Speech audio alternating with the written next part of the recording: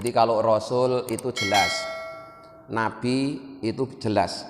Tapi untuk wali itu tidak ada yang tahu ya kecuali sesama wali atau Allah sendiri yang tahu. Jadi sengaja keberadaan wali di tengah-tengah masyarakat itu oleh Allah dirahasiakan agar kita tidak menyepelekan seseorang. Ya. Siapa tahu orang yang kita sepelekan, orang yang kita hina ternyata dia sebagian dari walinya Allah. Agar kita selalu berhati-hati menghadapi hambanya Allah yang bermacam-macam. Siapa tahu yang tampaknya kayak gembel, kayak pemulung, ternyata dia walinya Allah.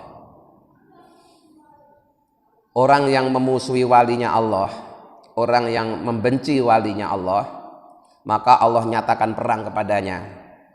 Jadi Allah yang akan melawannya. Karena orang yang memusuhi walinya Allah berarti telah berani kepada Allah. Ya. Memusuhi walinya Allah kan berarti memusuhi orang yang dikasihi Allah, orang yang dicintai Allah. Maka Allah yang akan membela walinya. Wa ma taqarraba, dan tidaklah mendekatkan ilayya kepadaku sapa abdi seorang hambaku bisaiin dengan satu amalan ahabbu ilayya yang lebih aku cintai mimma dibanding iftarahtu apa yang aku wajibkan alaihi kepadanya. Tidak ada amalan seorang hamba untuk mendekatkan diri kepada Allah yang lebih Allah cintai daripada amalan yang Allah wajibkan atau Allah fardukan. Jadi amal soleh itu status hukumnya ada yang fardu, ada yang sunnah. Maka yang fardu inilah yang paling utama. Ketika kita beramal soleh harus mengutamakan yang fardu. Ya, jangan sampai kita malah salah mengutamakan yang sunnah, mengalahkan yang fardu. Puasa di bulan Ramadan itu fardu. Sholat sunnah, traweh, ya, tadarus itu statusnya sunnah. Maka jangan kemudian kita malah rajin sholat taraweh, tapi kemudian puasanya ditinggalkan. Itu namanya mengutamakan yang sunnah, meninggalkan yang fardu. Nah, jadi tetap yang fardu lebih utama daripada yang sunnah, yang fardu lebih Allah cintai daripada yang sunnah. Bahkan untuk orang yang jadi panutan masyarakat, Pak, ya, orang alim yang jadi panutan masyarakat itu tidak boleh memperlakukan yang sunnah sebagaimana yang fardu. Kenapa? Karena khawatir nanti menimbulkan salah paham kepada masyarakat. Misalkan dia seorang imam jadi panutan selalu istiqomah sholat sunnah, itu dampaknya ada yang tidak baik. Kenapa? Dianggap nanti sholat sunnah itu fardu. Maka ya kadang-kadang harus ditinggalkan, gitu. Ya, terutama orang-orang yang jadi panutan masyarakat. Jadi memperlakukan puasa sunnah, memperlakukan sholat sunnah, dan amalan-amalan sunnah yang lain itu tidak boleh sama persis dengan perlakuan kita terhadap yang fardu. Jika yang fardu itu tidak boleh ditinggalkan, yang sunnah walaupun baik, ya, untuk orang yang jadi panutan harus kadang-kadang sengaja meninggalkannya. Untuk apa? Untuk memberitahu kepada masyarakat bahwa itu adalah amalan sunnah. Karena kalau yang jadi panutan selalu melakukan yang sunnah rutin, akhirnya orang salah paham dikira yang sunnah itu adalah fardu. Wa ma yazalu abdi, dan tidak henti-hentinya hambaku yataqarrabu mendekatkan ilayya kepadaku binawafili dengan amalan-amalan sunnah hatta uhibbahu sehingga aku mencintainya. Jadi setelah kita melakukan yang fardu, maka berikutnya hendaknya kita senantiasa melakukan yang sunnah-sunnah sampai kemudian Allah mencintai kita. Nah, fa idza ahbabtuhu, bila aku telah mencintai hambaku, kuntu sam'ahu allati yasma'u bihi, maka aku, kata Allah, akan menjadi pendengarannya si hambaku yang dengan pendengaran itu dia bisa mendengar. Artinya begini, Pak, ya, seorang hamba Allah ketika dia banyak melakukan amalan-amalan sunnah yang menjadikan dia dicintai oleh Allah, maka hamba Allah ini oleh Allah akan diberi yang namanya karomah, ya, diberi karomah. Karomah itu kemuliaan yang Allah berikan kepada hambanya yang soleh. Kalau kepada Nabi dan Rasul namanya mukjizat, kepada orang soleh namanya karomah. Nah, karomahnya apa? Pertama, Allah akan menjadi pendengarannya, ya, yang dengan pendengaran itu si hamba tadi mendengar. Dengan kata lain, ya, si hamba tadi oleh Allah diberikan kemampuan mendengar hal-hal yang tidak bisa didengar oleh kebanyakan orang. Artinya dia dapat informasi dari Allah secara langsung melalui ilham, ya. Sehingga ketika ada satu peristiwa yang jauh bahkan belum terjadi, dia sudah mengetahuinya, sudah mendengarnya.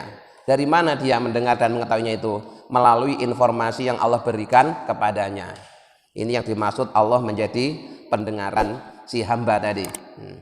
Wa basarahu, dan Allah menjadi penglihatannya si hamba, alladzi yubsiru bihi, yang oleh si hamba digunakan untuk melihat. Ya. Jadi telinganya mampu mendengar apa yang tidak bisa didengar oleh kebanyakan orang, matanya juga mampu melihat apa yang tidak bisa dilihat oleh kebanyakan orang. Dari mana dia mendengar dan melihat itu? Dari Allah Subhanahu wa taala sebagai kemuliaan yang Allah berikan kepada si hamba tadi, karena si hamba tadi telah rajin melaksanakan sunnah-sunnah atau amalan-amalan sunnah, ya. Sehingga di masyarakat dikenal dengan istilah karomah.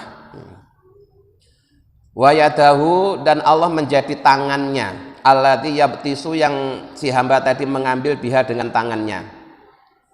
Wa rijlahu, dan Allah menjadi tangannya si hamba, kakinya si hamba, allati yamsibi, yang si hamba tadi berjalan biha dengan kakinya.